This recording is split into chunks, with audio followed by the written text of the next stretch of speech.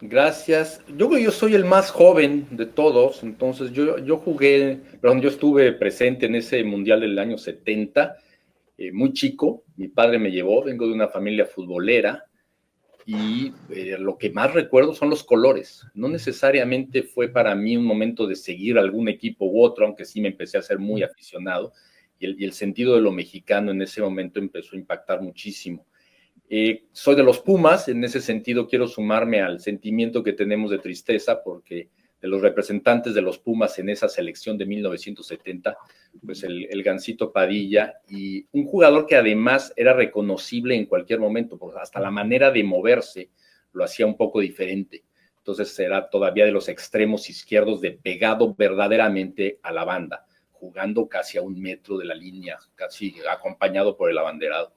Dio algunos de los centros, bueno, ya en el 66 había hecho un centro que Borja anotó y ya aquí volvió a hacer algunos centros, entonces su fallecimiento pues nos entristece un poco.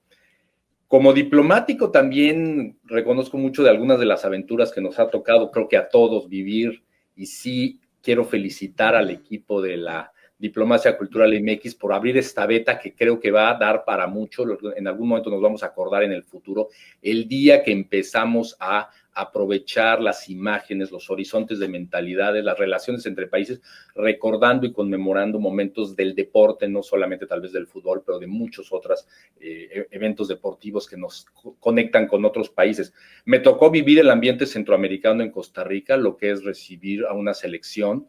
Ahora decían ustedes el gran cariño que se le dio a Brasil en el Mundial del 70 en México. Bueno, también México inventó ideas como dar serenata al equipo contrario contra el que jugaba Brasil y hacerlo complicado. Y me tocó en Centroamérica la función diplomática de encontrar 2 hoteles para la selección mexicana y difundir ante la afición costarricense que la selección mexicana estaba en el hotel A y no en el hotel B, para que la serenata que se le iba a llevar para no dejarlos dormir se fuera a otra cancha, se fuera a otro hotel y de esa manera pudieran dormir tranquilos los mexicanos.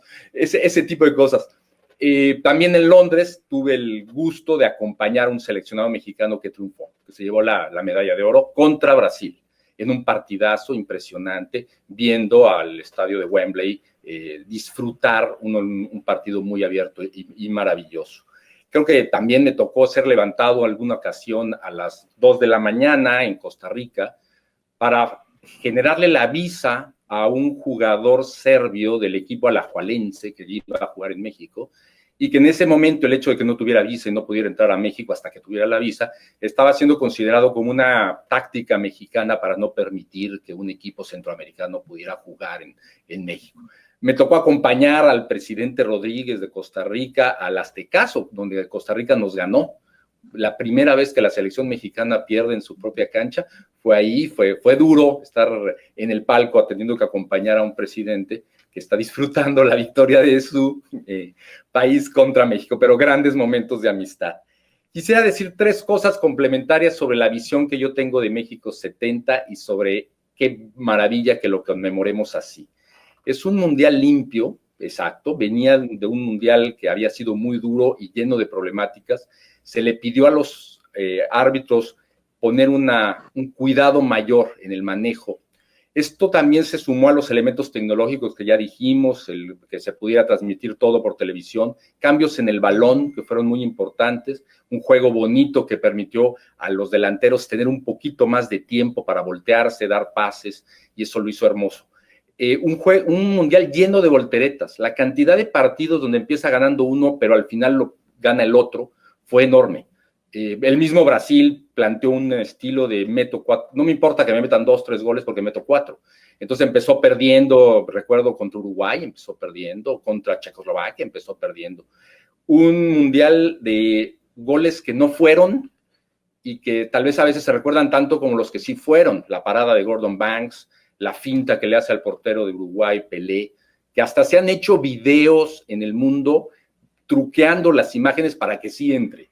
Pues, algo maravilloso donde el fake news reaparece de una manera para tratar de mostrar cómo sí pudo haber sido gol, lo que debió de haber sido gol, pero que tal vez es más recordado porque no lo fue. un tiro de media cancha contra esto, que también es impresionante, se ha analizado porque iba a gol y curvea la pelota y Pelé la tomó con una visión impresionante. Pero también la cantidad de goles que le pararon los porteros a Pelé fue muy notable contra Perú.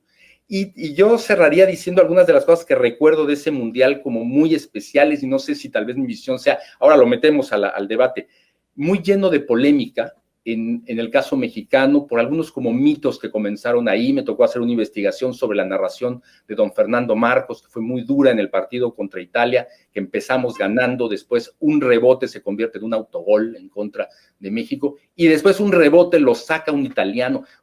Después de ese gol de empate de Italia, los siguientes 5 o 10 minutos México juega muy bien, y hay un remate y una salvada de un italiano, y es cuando don Fernando comenzó aquella frase de por qué la suerte favorece a los otros equipos y no a los mexicanos, que el ideario mexicano la podría colocar en el 66 cuando nos empató Francia en el último, cerca del final, o una derrota en Chile 62 contra España, que también fue muy dolida, se escapó Gento por la izquierda, hizo un centro y nos empataron. Pero la narración más dura fue en Toluca. ¿Por qué se fue México a jugar a Toluca? Fue segundo de su grupo por una diferencia de goles empatada con la Unión Soviética, pero había metido menos goles. Pero era un mundial, como en aquella época, donde se podían manejar un poco dónde se jugaban. Hay un ruido en torno a los peruanos que suponían que su partido contra Brasil iba a ser en Puebla, y en el último minuto los movieron a Guadalajara. Cosas de estas ocurrieron. No, ya se mencionó la lesión de Onofre, alguien que es como para la polémica, porque verdaderamente era el momento en que los equipos empezaban a usar en un cambio táctico del triángulo invertido, jugando casi hasta con 5 o 6 delanteros, pasar un 4-4-2 que podía convertir también a veces hasta en 6 delanteros. El número 10 se volvía básico, y Alberto Onofre lo era, un jugador de las Chivas, que otro tapatío que jugaba del Cruz Azul. Onofre siempre reconoció que fue un error de no cambiarse los tacos o habérselos cambiado. No sé si por no cambiárselos o por cambiárselos, se resbaló en una cancha mojada y chocó contra un defensa del Cruz Azul y se lesionó en ese último minuto. Había esos como mitos interesantes, y también equipos débiles que empezaron a jugar también muy bien. La forma en que jugó Marruecos, la forma en que jugó Israel fueron muy notables, y uno como joven lo recuerda de aquel momento. Yo con esto cierro porque tal vez soy el que menos tiene que decir, pero doy la palabra y adelante, felicitando de nuevo una iniciativa que va a dar mucho de qué hablar de aquí a futuro.